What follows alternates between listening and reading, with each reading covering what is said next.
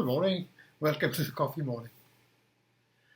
It's undoubtedly true to say that things and people work best when they are in a condition best suited to the task asked of them. I will illustrate this by telling you a very short story.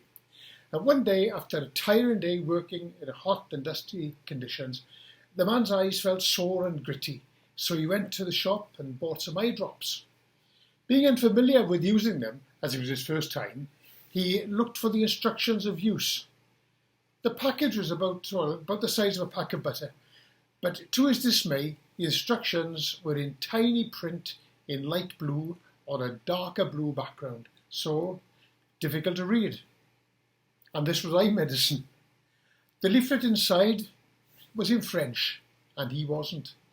This meant that there were really no instructions, and the stuff was, therefore, even though the contents of the pack were of sufficient utility, its presentation rendered it useless, as it was not in a condition suited to its purpose of eye medicine. All the elements are there, but not tempered or refined to be at their best. If you need to break a stone, a hammer and chisel may come in handy.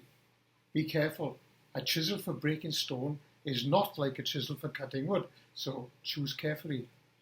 Be sure your chisel is sharp, but even if it is sharp, brand new even, you could find that instead of breaking the stone, the edge on the chisel is immediately blunted.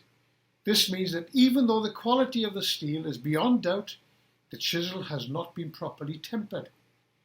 Now this is a process where a craftsman will treat the steel to make it harder by heating it to a certain temperature and then plunging it into water to cool it immediately.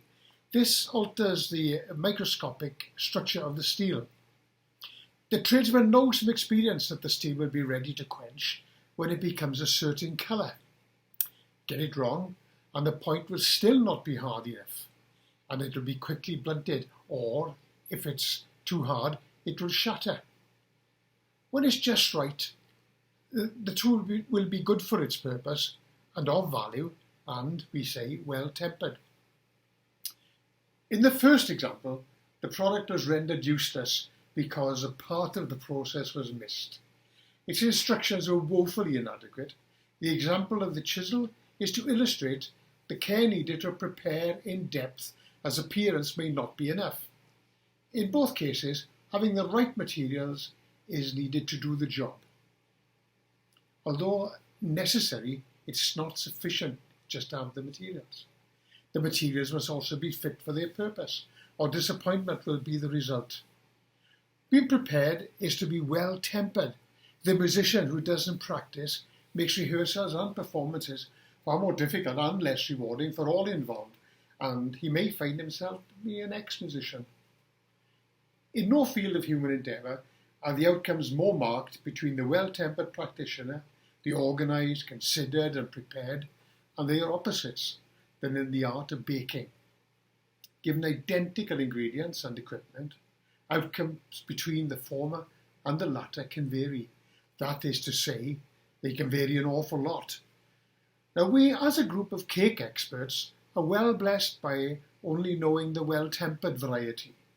And I know that we are all looking forward with eager anticipation to put in the practice to the test in our own coffee morning way.